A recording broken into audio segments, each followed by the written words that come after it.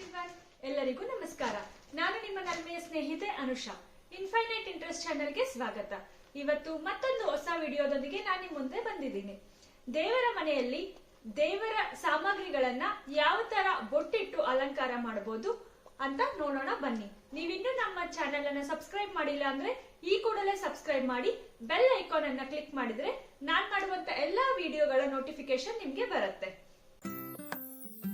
ಮೊದಲಿಗೆ ಸ್ವಲ್ಪ ಅರಿಶಿನ ಮತ್ತೆ ಗಂಧ ತಗೊಂಡು ಅದಕ್ಕೆ ಸ್ವಲ್ಪ ನೀರನ್ನ ಸೇರಿಸಿ ಅದನ್ನ ಪೇಸ್ಟ್ ತರ ಮಾಡ್ಕೋಬೇಕು. ನೀಟಾಗಿ ಉಂಡೆ ಇಲ್ಲದೆ ಇರೋ ತರ ನಾವು ನೀಟಾಗಿ ಕಲಸಿ ಸೈಡ್ ಅಲ್ಲಿ ಇಟ್ಕೊಳ್ಳೋಣ.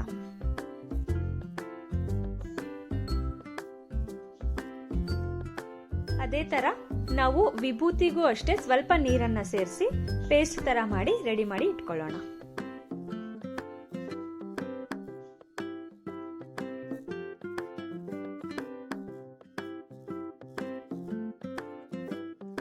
ಉಂಡೆಗಳೇನಾದ್ರೂ ಕಾಣಿಸ್ಕೊಂಡ್ರೆ ಅದನ್ನ ನೀವು ಕೈಯಿಂದ ನೀಟಾಗಿ ಸ್ಮ್ಯಾಶ್ ಮಾಡಿ ನೈಸ್ ಆಗಿರೋ ತರ ನೀವು ಪೇಸ್ಟ್ ಮಾಡಿ ಇಟ್ಕೊಳ್ಬೇಕು.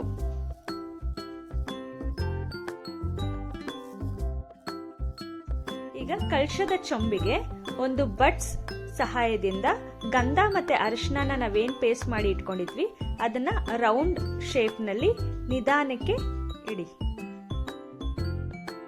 ನಿಮ್ಗೆ ಎಷ್ಟು ದೊಡ್ಡದಾಗಿ ಬೇಕೋ ಅಷ್ಟು ದೊಡ್ಡದಾಗಿ ಅದರಲ್ಲಿ ಇಟ್ರೆ ನೀಟಾಗಿ ಚೆನ್ನಾಗಿ ಬರುತ್ತೆ.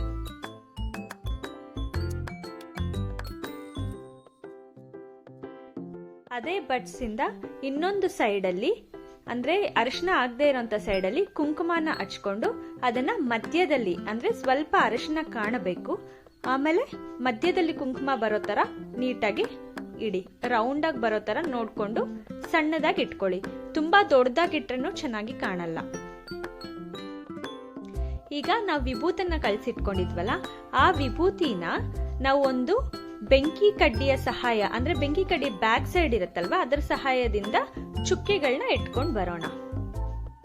ನೋಡಿ, ನಾವು ಅರಿಶಿನ ಏನಿಟ್ಟಿದ್ವಿ ಅದಕ್ಕೆ ಸುತ್ತೂರು ಈ ತರ ಚುಕ್ಕೆಗಳನ್ನ ಇಡ್ತಾ ಇದ್ದೀನಿ.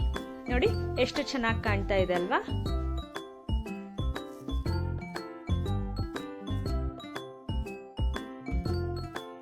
ಇದೇ ತರ ನನ್ನ ಹತ್ರ ಒಂದು ಕಾಮಾಕ್ಷಿ ದೀಪ ಇದೆ. ಆ ಕಾಮಾಕ್ಷಿ ದೀಪಕ್ಕೂ ನಮ್ಗೆ ಎಲ್ಲೆಲ್ಲಿ ಬೇಕು ಅಲ್ಲಿ ನೋಡ್ಕೊಂಡು ನಾವು ಅರಿಶಿನ ಕುಂಕುಮ ಅಲಂಕಾರ ಮತ್ತೆ ವಿಭೂತಿನ ಇಟ್ಕೊಂಡು ನಾವು ಅಲಂಕಾರವನ್ನ ಮಾಡ್ಕೊಳ್ಬಹುದು.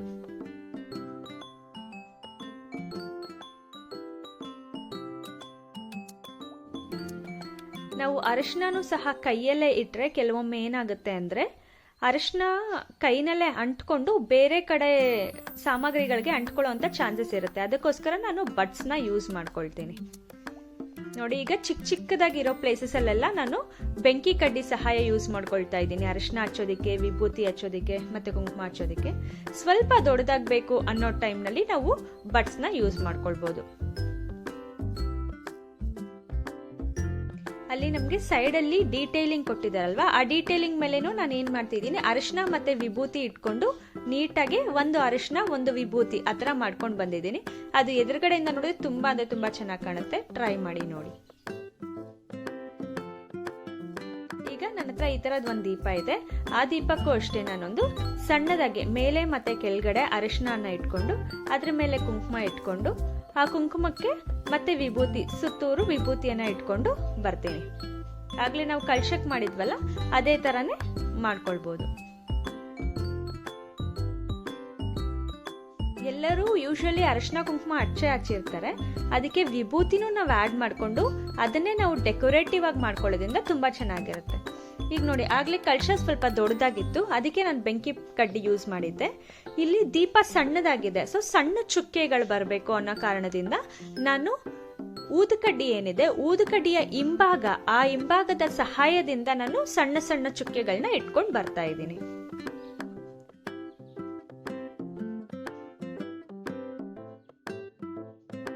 ತುಂಬಾ ಅಂದ್ರೆ ತುಂಬಾ ಬ್ಯೂಟಿಫುಲ್ ಆಗಿ ಕಾಣುತ್ತೆ.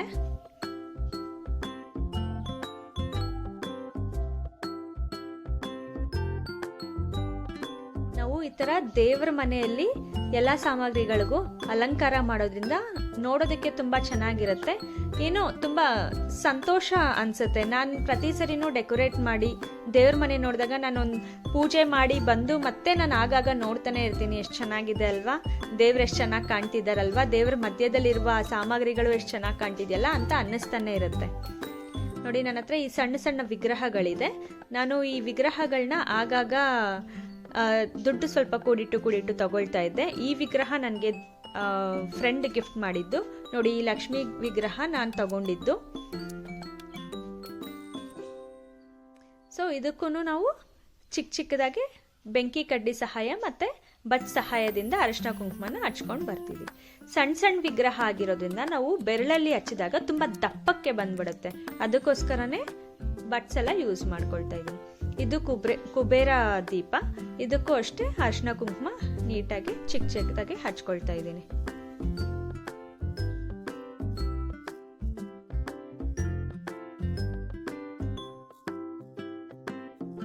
ನೋಡಿ, ಆಗ್ಲೇ ನಿಮ್ಗೆ ಒಂದು ದೀಪಕ್ಕೆ ನಾನು ಅಲಂಕಾರ ಮಾಡಿ ತೋರಿಸಿದ್ನಲ್ಲ, ಅದೇ ತರ ಈ ದೀಪಕ್ಕೂ ಕೂಡ ಬರೀ ಮೇಲೆ ಮಾತ್ರ ನಾನು ಅರಿಶಿನ ಕುಂಕುಮ ಹಚ್ಕೊಂಡು ಅದೇ ತರ ವಿಭೂತಿನ ಸುತ್ತೂರು ಇಟ್ಕೊಳ್ತಾ ಇದ್ದೀನಿ.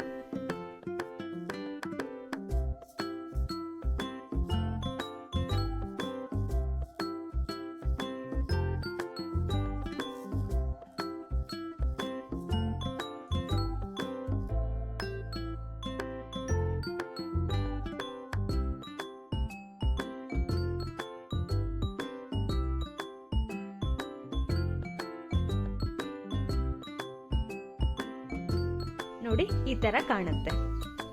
ನೋಡಿದ್ರಲ್ಲ, ನಿಮ್ಗೆ ಇಷ್ಟ ಆಯ್ತು ಅನ್ಸುತ್ತೆ. ನನ್ನ ವಿಡಿಯೋವನ್ನ ಲೈಕ್ ಮಾಡಿ ಮತ್ತು ಎಲ್ಲರಿಗೂ ಶೇರ್ ಮಾಡಿ. ಬಾಯ್ ಬಾಯ್.